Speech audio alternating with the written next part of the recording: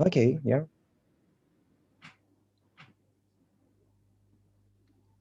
Yeah. So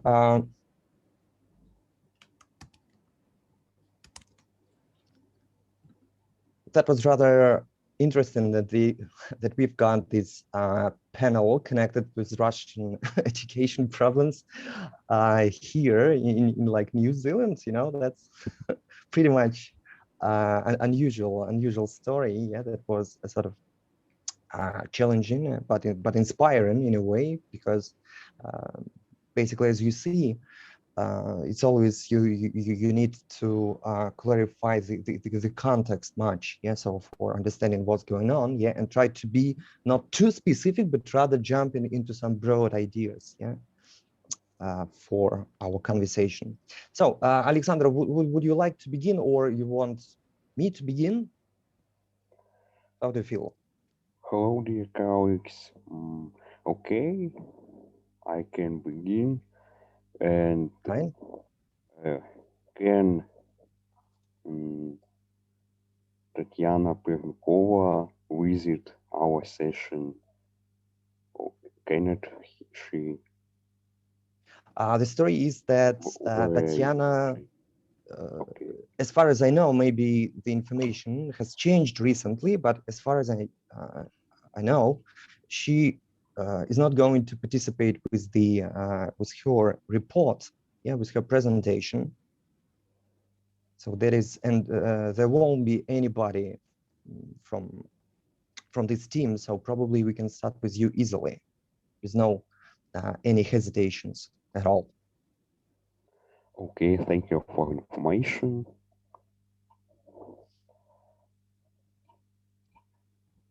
So my topic is intercultural communication on the example of the Worm State University.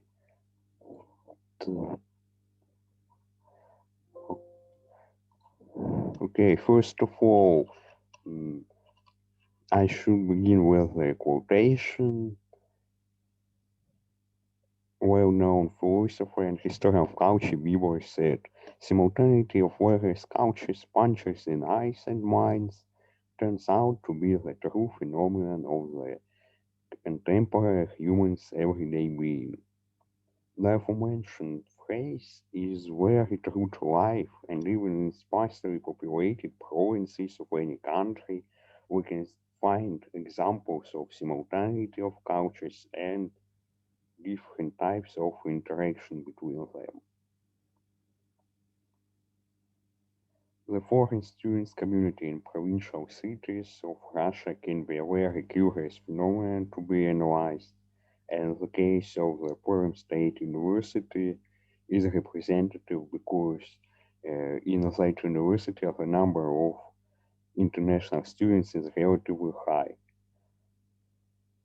Here is an overview of international students who study at the state university. Yes, the statistics is not current, but mm, it's from the 2020 year. You can see that there are 172 students. They are 2% of mm, the whole number of the university students there. And I also must say that the number of students from the former USSR republics, Asia, and Africa is higher than the number of those from Europe and America. Therefore, cultural multiplicity is thought to be extremely wide, and mm,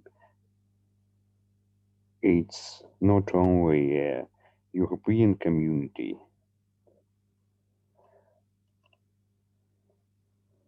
And what about their research? I used in-depth, semi-structured interviews with 3 international students. This mm, report presents some results of an interdisciplinary empirical research. The purpose of the study was to observe the situations of communication during cultural exchange events among students community of the Perm State University. We had interviews, and on the slide you can see some objectives.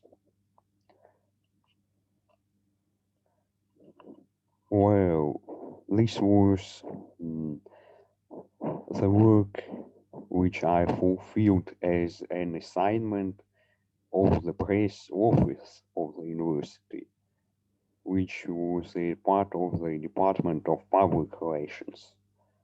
But it also has some scientific value because it's dedicated to 3 persons of different cultures, and each of them is a quite interesting person that can show his background, some commitment to national traditions, and so on. I can start with the findings from the interview with student X. The Faculty of Philology is known to teach a high number of Chinese students, and to communicate with them, Russian students try to understand their specific cultural traits and learn norms and traditions of communication in Asia. There are more terse words during a talk with strangers, a less open communicative style to compare with those in Europe and in Russia, and you should pay more attention to the context during their talk with Asian people and especially with the Chinese. The original culture that passed some stages of isolation makes Chinese people separate themselves from other nations, and their language is considered to be exotic for Russian learners. However, students from China, including this student, and now he is associate professor, they talk Russian fluently or sometimes very well, and he said that love to labor is something typical of Chinese culture, and even learning new languages is something very important for a harmonic person.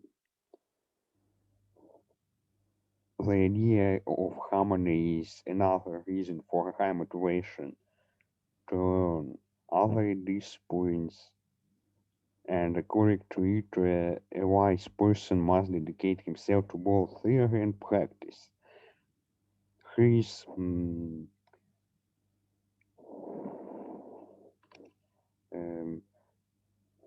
very important quotation was the Chinese proverb, a wise man should become a government worker, because wisdom has to be implemented into our reality.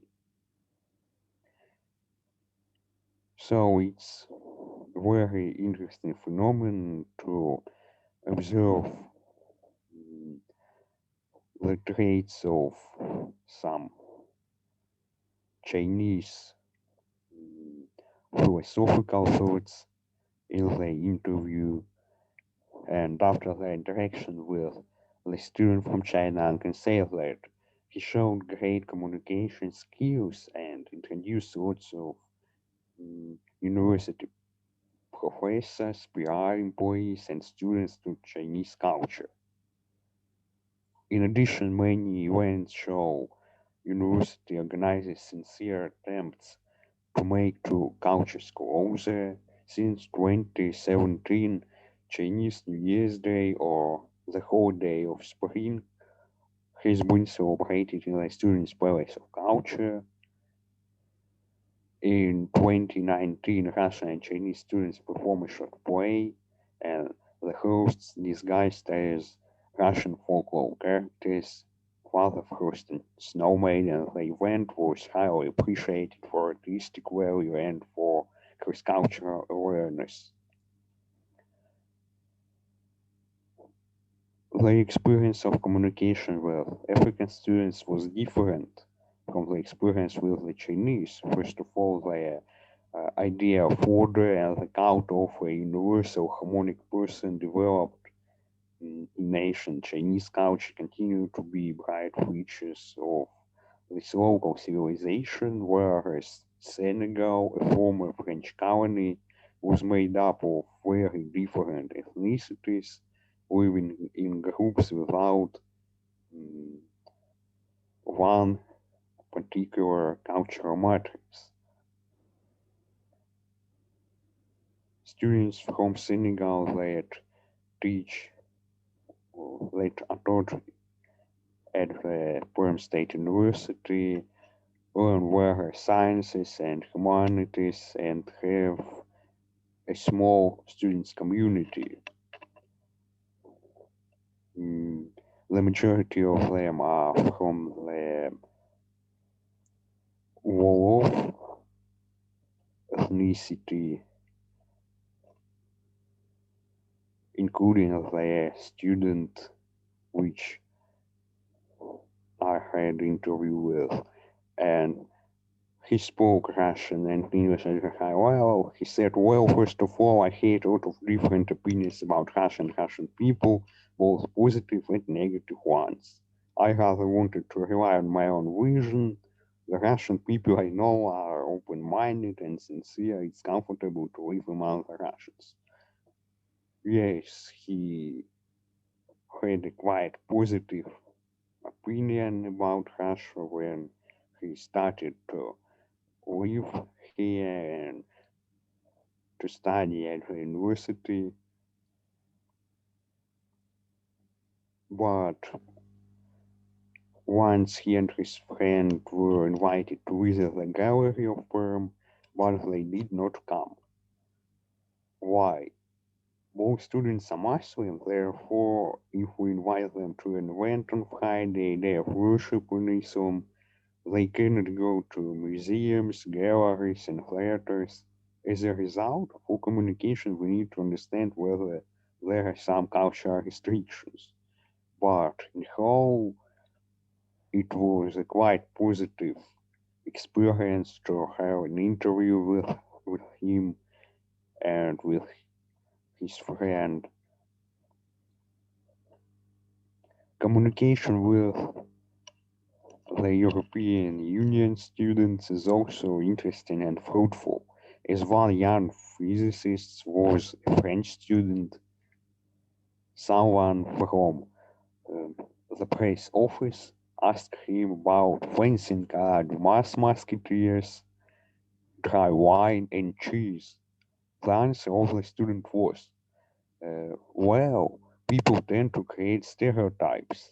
Yes, we French drink good wine, we quality cheese, but we don't wear berries every day. In Europe, people also imagine something unreal about Russia. I have already got acquainted with Russian culture and can say they tell nonsense. In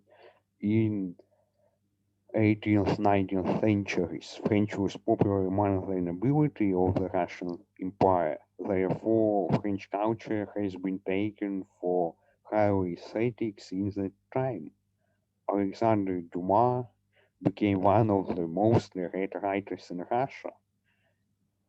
And on the other hand, it is no secret that French cultural norms and traditions were accepted by the Russians mm, 2 or 3 centuries ago, mainly in a positive way thanks to the influence of aristocratic culture.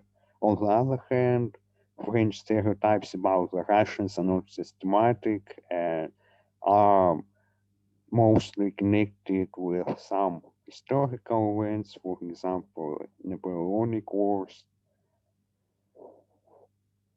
but their communicative experience with him was also quite positive, and it was interesting to see the Russians and French stereotypes, which have some historical base and which continue to mm, to develop in our time, but now they are not true. Intercultural communication makes us separate facts from stereotypes, and it helps understanding the point of view of some other cultures. Uh, what can I say in conclusion? Culture exchange experience was found beneficial for my fellow students and for me personally. Practice at their press office was quite interesting and very significant for developing mm, communication skills and to understand different cultures of the world. Although we come across some stereotypes when we superficially acquaint ourselves with another culture, we can eventually discover unknown traditions and customs, establish a dialogue, and cooperate in different fields. In the case of these three interviews, I have revealed that intercultural interaction at a particular university exists on a large scale. I plan to analyze more cases of cross-cultural communication at universities and colleges in future, for the reason that knowledge of how mm, the process develops provides the empirical evidence to make communication more and more efficient. To summarize, a university is a feasible space to investigate the phenomenon of communication. It gives scholars a chance to communicate with a lot of people from various countries and regions. And their professional unity sometimes becomes more essential than their cultural community. You can also see some references. The last reference is very interesting because it's also dedicated to students community and especially international students community, but in Australia. And I can recommend it to read, mm, to analyze the author's opinion. It's quite interesting. Yes, that's all. Do you have any questions?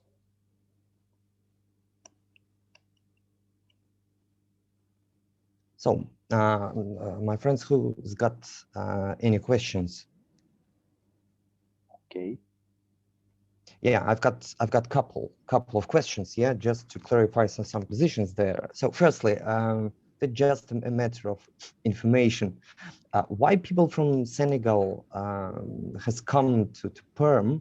Yeah, so why did they come? So, what was their like aim or specialization in a way?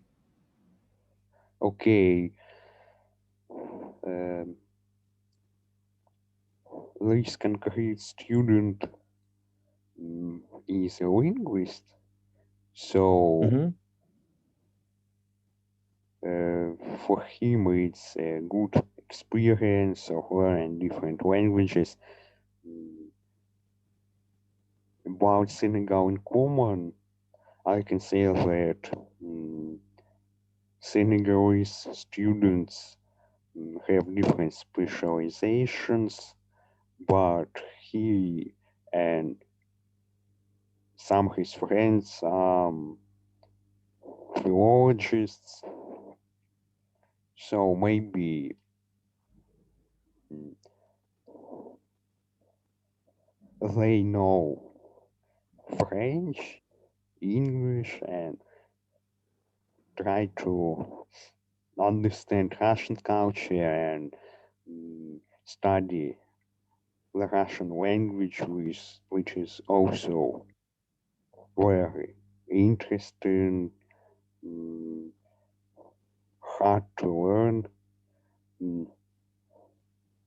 I don't understand why they choose Perm. Maybe No, it's it's just a per- question of interest. Yeah, so probably if there's no just much information about that, it's okay. So my second question will be about some Russian students. Yeah, so how do you think, yeah, they were affected? How were they influenced by the communication with international students? Yeah, so did you try to have this okay. information from the interviews? Do you mean they are students who had practice at the press office, or the students who had interviews after the communication? I guess both. Yeah. Both. Okay. Well, I think the majority of students who had information about international students were somehow amazed because the Perm State University is a provincial university, although it has some scientific advances, and so for them, information about other cultures, other countries, students was quite interesting, maybe somehow amazing, surprising, but people who were working at the press office or had practice, they were comfortable maybe because their specialization is connected with communication with other cultures, learning foreign languages, so it's quite different in two cases. Okay. Yeah. Thank you so much for your answers. Yeah. Thank you So for questions. it's okay. You're welcome. If there's no any questions, so probably I will try to follow to my presentation now. So Okay. all right, not yet.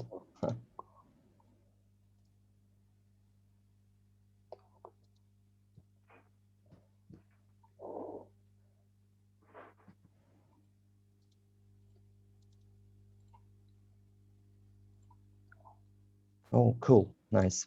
So,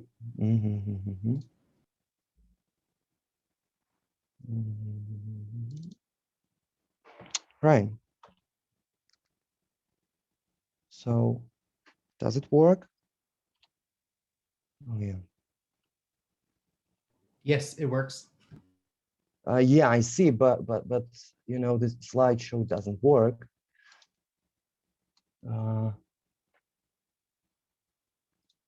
All right.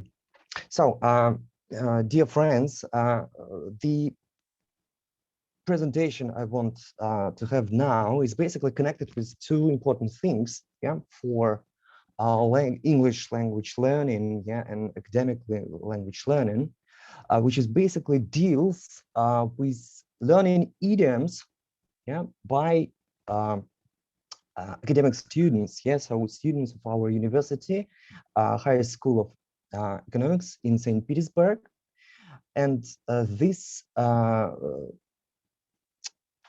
research has a sort of two-way specifics. Yeah. So firstly, we will speak how we used, and I was trying to use corpus technologies for investigating data about students' competence.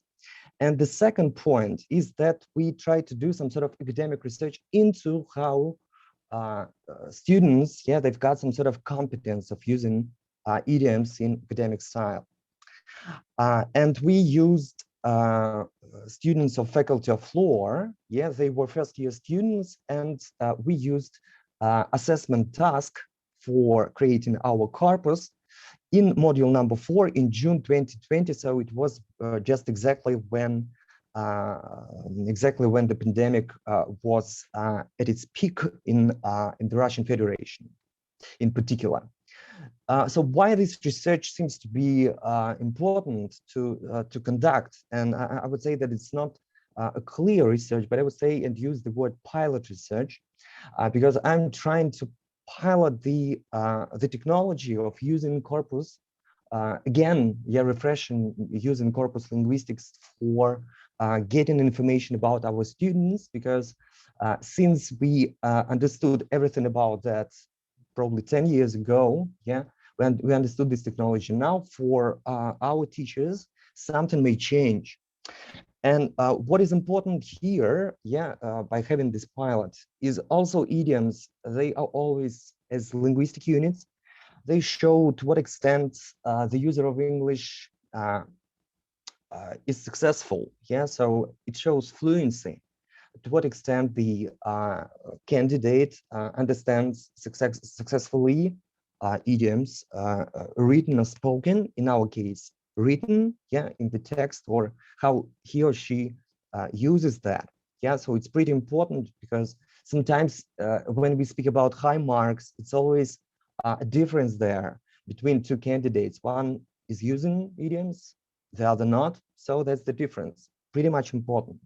Secondly, in our university, we do not have much research, both both into corpus linguistics and like creating linguistics for academic essays in English, and we do not have much research, no research about using English idioms there, So the last one, the last point I want to have here is that basically, we are piloting a research, and we try to pilot the technology a teacher may use in modern circumstances today, in their everyday practice.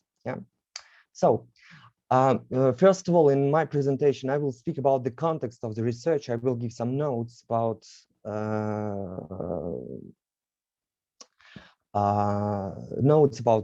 the research you need to know. Secondly, we will try to speak about how to define idioms. Then we will try to speak how to use and how the idioms can be used in academic context and why it is important. Then, of course, we speak about how our research was conducted. And finally, we try to speak about some results, of course, which I promise they are sort of intriguing. Moving to the context, the story is that in our university, English as a discipline is a faculty discipline, so it is a selective. So students, they basically selected that, and since they selected this English course, it becomes obligatory for them. Also, we've got 2 exams in our curriculum, English exams. One of them is after the first year, and in the middle, or in the 3rd module of second year.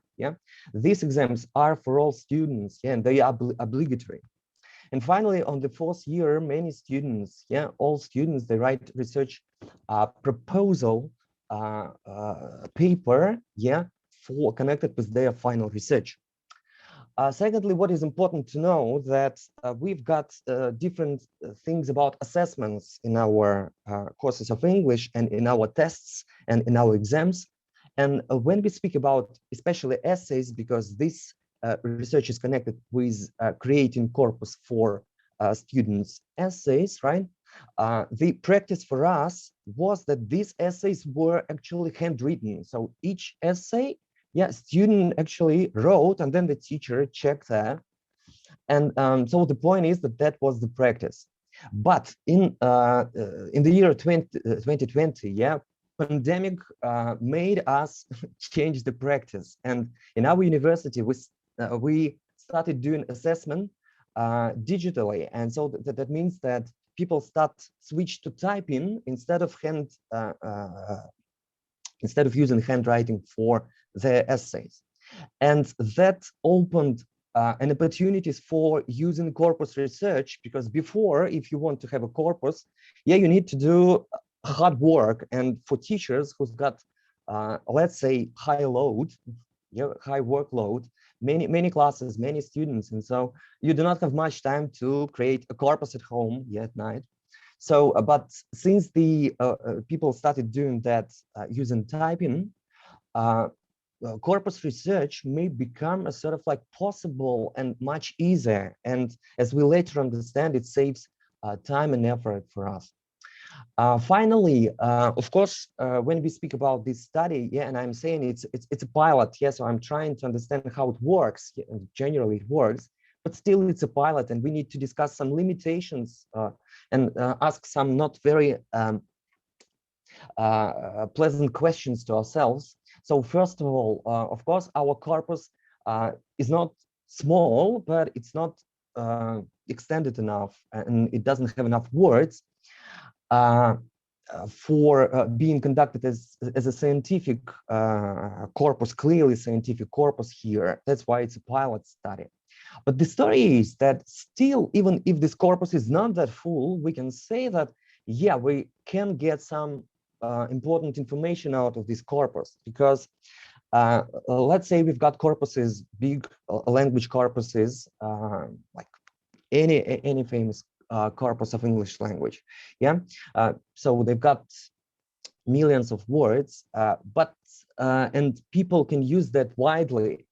In our case, we've got students' essays, and so our corpus is really specific. It's really, it's really narrow. Yeah, but if I, as a teacher and a person who analyzes this corpus, if I know the specific of students, like curriculum, program, if I know what was the input during the course, I pretty much can analyze this data successfully, even if this data is not that full. I'm trying to find here a sort of, and I tried to create a term here for this type of corpuses, like specific corpuses. Yeah. So moving to the last point, to the next point, yeah, which is the idiom definitions. Idioms is hard to define, but I'm doing that slide for just presenting the full picture. What is treated, what most people understand by idioms. So definitely, when we speak about idioms, we speak about several words. Yeah, right.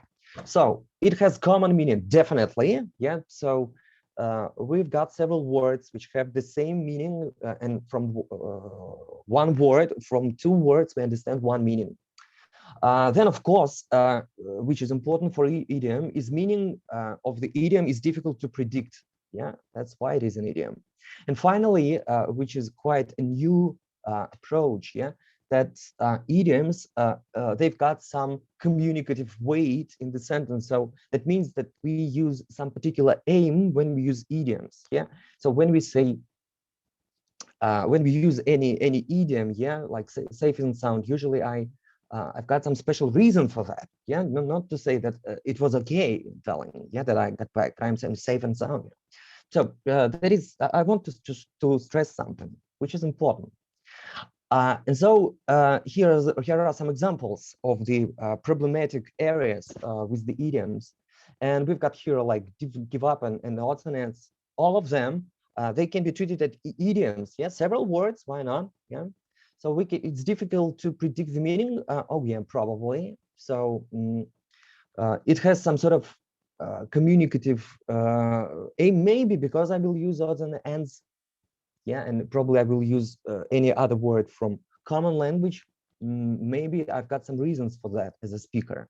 But the story is, but still we've got here a give up and take part which merely will be out of our discussion, because they do not, they are not that unpredictable, yeah, and they are mostly connected with the meaning of the verb.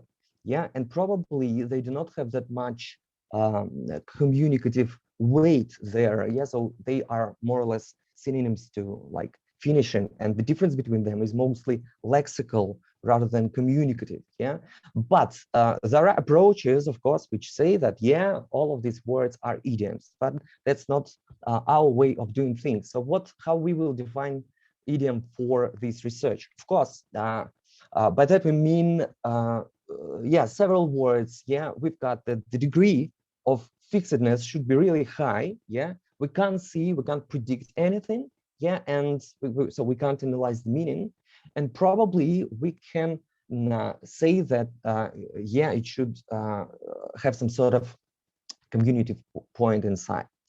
And but it's not always enough to have definition. Yeah, because it's hard to get everything into definition, and that's why we add some criteria which helps in this research to understand which expression is an idiom and which is not. Yeah, when we were choosing, because it's important for the results. And so these criteria are fixedness, or by that we mean that you can't really alter one word from the idiom. So usually it's a problem.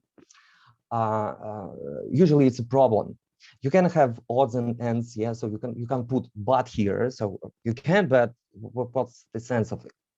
Yeah. Then we've got the point of convention. By that we mean that when we use idiom, this idiom should be accepted by the community and by the most of the speakers. Yeah, because if you use just idiom you want know, so nobody will understand your idiom. Yeah, and of course, a very important point here is semantic capacity. By that we mean that, again, we do not have transparent meaning there. So it's very difficult for us, again, to understand this meaning. Believe me that especially for Russian students, yeah, put a spin on it, it's a catastrophe, because just how to define the handball. So what do you mean by that, friends? Yeah. So that's how we are going to treat that. And we now move to the next point, where we try to discuss a little bit just general understanding for idioms in academic written text. And recently, there's a prejudice, a sort of prejudice, especially among teachers, yeah, in school. Yeah, so that in academic English, we do not normally use idioms. Which basically is not true. And we've got pieces of research which were a sort of like starting point, a sort of like inspiration for my pilot research. The one is by Miller, Julia Miller. She is a senior lecturer in Australia, not far away. So, and she researched the British academic spoken and written and Oxford Corpus of Academic English. Yeah, and she basically produced a list of the most popular academic expressions in English. Yeah, so basically that was the research. And do not try to see anything here. It's just a picture. Yeah, so that here's the list. The rest information you will get later on. That was the first important research to us. And basically we will use this table for our research. Then the second important research to us was Simpson and Mendes research, which basically analyzed the functions of the academic idioms. Because in this research, they tried to figure out how basically people use that both in spoken and written English.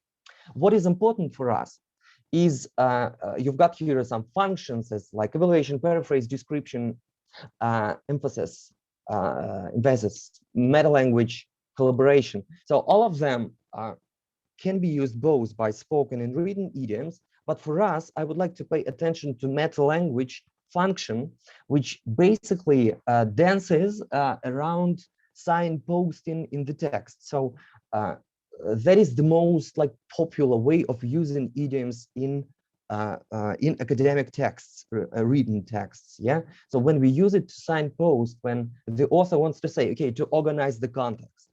The reason for that is that academic context requires so much logic, requires so much so much understanding. Yeah. So hierarchy.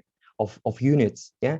And so academic idioms, yeah, are very useful for that because they show some sort of they clearly show, easily show how it works if you know them, of course. So as a conclusion here, looking at these texts, yeah, of course, academic idioms in academic written text, yeah, they worse investigation, and probably we need to do much there. And secondly, of course, we may say that for academic texts, using idioms is an important factor of fluency, yeah, because the and the learner, it's not only the problem about using or exercising these idioms, it's the same way about comprehending them, which is also a problem. After that, we may move now to the methodology of our research. And so the general point was to compare the data from our students' essay corpus from the assessment and compare it with Miller's table about academic idioms. And when I started, I was just in the beginning of that, I expected that more or less it will be the same. And the second question was, before the study, is it possible to use easy or like fast technology for teachers to get information about their students? So the question was how to use applications, yeah, and for corpuses today, when we've got a good opportunity for getting materials from students in typed way. So the corpus includes 127 essays, around 250 words each, so it's not that small, yeah. Secondly, all these essays are typed, yeah, and they are, what is good about this, this selection is that this selection shows that this spontaneous assessment, so students do not expect, do not know the topic, so they expect, but they do not know the topic. And so usually spontaneous assessment shows us students in the most relevant, yeah, in most true way. Secondly, it was a single event, and that was an assessment where all the students of the law faculty took part. So that's why we do not have to say that, okay, why do you have 127 essays? All of them, yeah, take part. And these were like first year students, so pretty much we can use the plan we used in the classroom. Moving to criticism of this selection, of course, that's I was slightly touched this issue, but now a little bit fuller with that. So of course, the number of words, it's not enough, and probably we need more essays there. But still, the corpus is very specific, and it's a pilot. So for pilot, it seems to me it's quite all right. And again, we're just checking this information. We should say that students received only 2 topics connected with museums and sports, yeah, and yeah, maybe that's an obstacle because it's too narrow. But you know, as we say, we use academic idioms for signposting mostly in the text, and it's not connected with lexical. It doesn't matter where you use words for signpost, yeah, in the topic of sport or in any other. And so what we used in terms of our programs, yeah, so that was the program NCOC 3.58, yeah, which is free and very easy, very flexible, yeah. Small program, yeah, very fast, very light, works everywhere from USB card. We use some lemmas lists. We download it from the site. So we use a frequency, and we received in this program frequency lists, yeah, and word tokens there were around 50,000 words, which is not that, it's not quite small amount. And also we've got to say more, of course more, yeah, but we've got 2 lists of n-grams, 4 to 5 and 3 to 5. That means that we ask the program to give us the list of collocations of expressions, yeah, which in the group, which they have 4 or more words. Yeah, and so we've got these lists which we wanted to use. And so that's the list we basically received. So that's how it looks when we export it. Yeah, and the first column, that is that is the rank, 53, that's frequency, and 52 range. So frequency, how many times we've got this expression, and 52, that means that in 52 essays, people use that. Yeah, and so we see quite a nice picture here. But I want to pay your attention that in this list, we've got all the expressions, all of them. Yeah. And inside this list, we've got some academic idioms, which I had to find. Yeah. And after that, we decided to start our work, and we compare Miller's table with our corpus results. And let's have a look. Yeah. So the first 5 of them. And as you see, we've got the dominance of on the other hand, okay, in both situations. Just in our corpus, yeah, we've got on the other hand as first and second, and then we've got not, these expressions are not in Russian list, in essay pilot corpus, like 3, 4, 5, 6, they are not academic idioms because I didn't, that is the very first list, okay? And in Miller's list, we've got basically, on the other hand, which is the leader, in the light of quite significantly, and on the one hand. So that is the point. And after that, I started being very inspired by that, because I was pretty much expecting, wow, if we've got these very raw materials, but they look alike quite similarly, so probably we can expect more desires from our students. And after that, what we did, I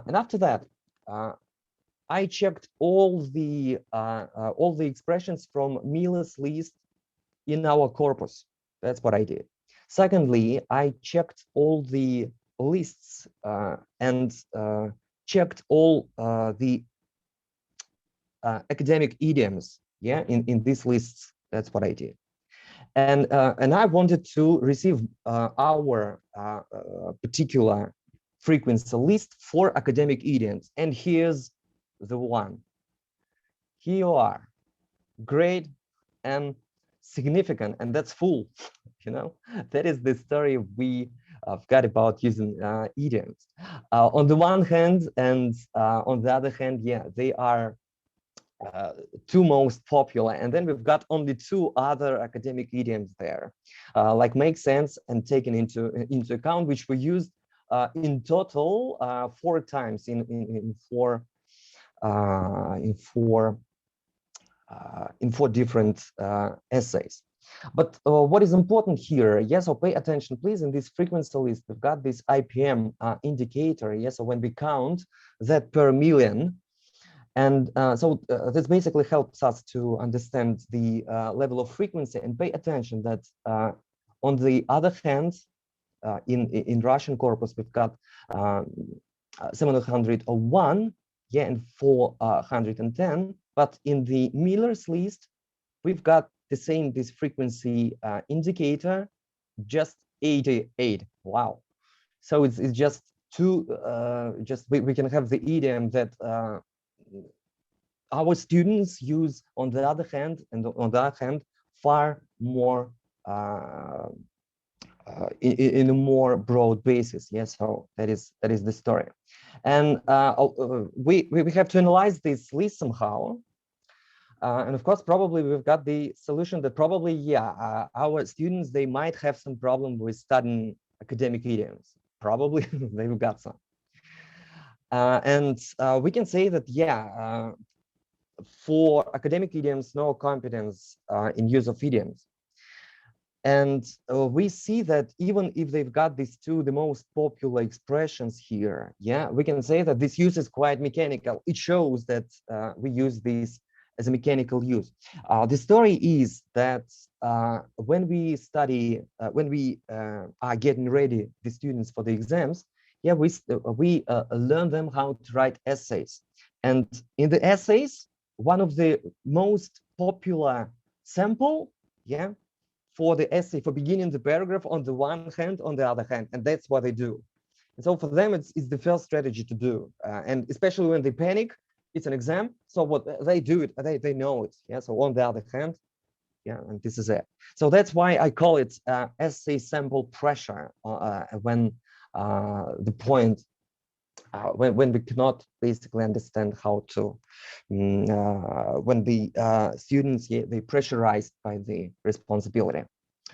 My final notes on that, yeah, just because that's firstly this data it's quite, it's clear, it shows the picture. And especially using broad context of the research, for me and for other students, I can say now that, yeah, we need to start working with these idioms. And we used for that very simple program, just using the materials which opened for us by the pandemic, because people start typing, yeah. And it seems to me that it's a way to get back to this technology and maybe to think and to create some sort of support for teachers to how to use them, because of course this very simple program, yeah, it's a banal program, but it gives a lot of information to a teacher who knows that. Of course, it could be used by the administrator of the faculties when they need to have some sort of general understanding of what's going on with their language students. Yeah, and of course, this pilot research, it showed that, yeah, we need some more, we need to create more research on that, and probably more topics, more faculties, yeah, more students, like different topics, yeah, so different aspects, yeah, it's not about idioms only, but it seems to me the grammar will show something, and lexical means as well. I want to welcome you warmly for listening. Thank you very much. Here's the reference list. If you've got any questions, I feel responsible to answer any. So thank you. You're right about idioms being difficult. It's the other languages I've learned is idioms are always the hardest for me to master. Yeah, So, it's basically it is so. That's why not all the teachers even teach them. Yeah. So I mean, that's one way when you travel is that's how they can spot often a native from a non-native speaker is their understanding of idioms and how well they use them. And so, yeah, that's one thing that I can totally understand. I would say that, yeah, that we, sorry for interrupting without any intention. I mean that just also the idioms and some sort of local idioms. Yeah, so we should remember about that as well, which is also hard. That is also why the research on idioms and studying idioms is pretty much hard. Yeah, communities can be different, and idioms inside also can be different, at least of. It's also interesting if you look at what idioms are. The ones you mentioned are, if you go back to your slide for the Miller list, not Oh that yeah. one. Oh yeah.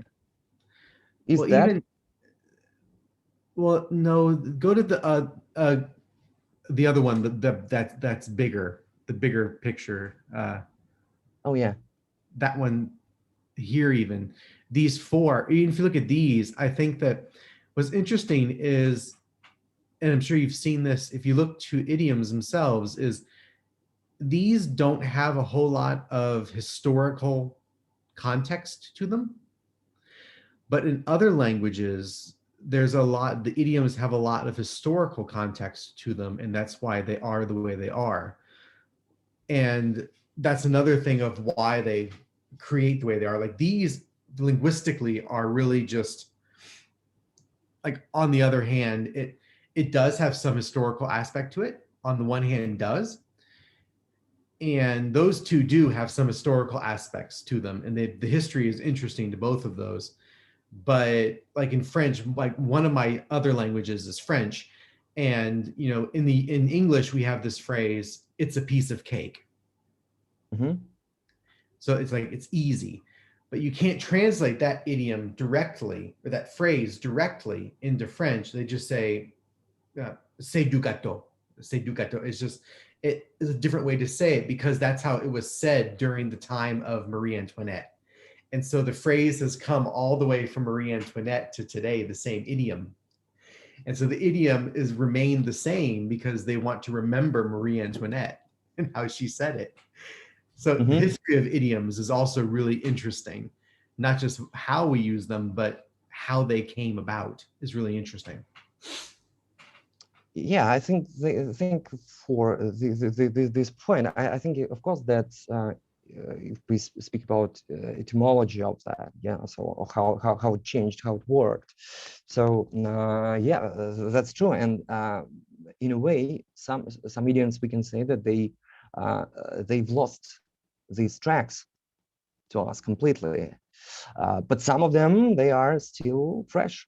Yeah, and that is also one point to think of. So, and how do we need to distinguish them, and how to teach people like learning these phrases, and so that's a huge issue, I guess. Yeah, thank you. Okay, I have a question. Does emotionality of the person influence using any idioms, or is it just not relevant for academic language? Maybe in literature or in everyday speech, some idioms can be maybe the mean for expressing some emotions, and their using can depend on traits of character of a concrete person. And what about the academic language?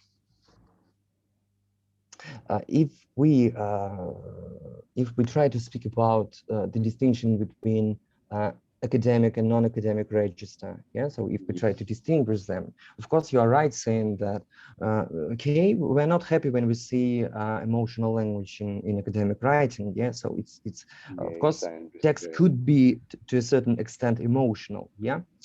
On the other hand, in spoken English, yeah, even when we do academic presentations, or in a way, it's much easier to use idioms there for making your presentations more emotional when you want to stress certain facts. And of course, it depends on the emotion and character of the person, yeah. So in a way, of course. But it seems to me that what is important for academic register here, for academic segment, especially in writing, it seems to me that the most significant fact there is that normally we use academic idioms not for making emotions, yeah, but rather we use them for showing, structuring our ideas and thoughts. Yeah, so we use it as a signpost. So we use it for traveling from one idea to another, for structuring the information. And so that is the segment where it's not that important to what extent you are actually emotional. Yeah, it's just logic and just your way to show that you can use these devices, or these devices might be helpful. Yeah, in a way. Thank you for So your answer. Yeah, thank you so much for the question. To appreciate that.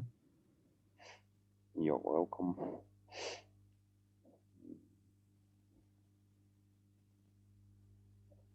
So if there's no any other questions, thank you so much. Now my question is, what are we planning to do now? So we are like finishing, or it's like... That's it. We're finished. So I will stop the recording, and you have a good day, and I will have a good night. Yeah. Good night. Have a good sleep after our presentations, hopefully. So have a wonderful day. And yeah, thank tomorrow you. We have our closing ceremonies tomorrow if you are awake. So yeah, we will. I will see you soon. All the best. So have a great day. Have a good night. Fine. Thank